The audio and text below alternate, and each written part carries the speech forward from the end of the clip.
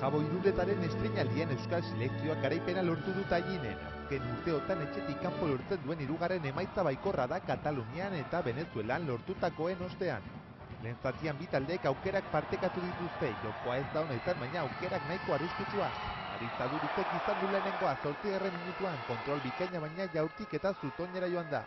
Ondoren Xabi Prieto egon da goletik gertu, baina bere ezkerkada sutila zutoin ondotik joan da kanpora. Estoniak baina erantzuten jakin du, lehenengo kink aurrelariaren urrutiko jaurtik eta bortitza langara joan da.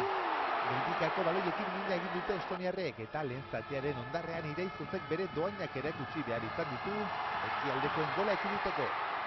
Gustora hartu du Euskal Selekzioak atsedenaldia.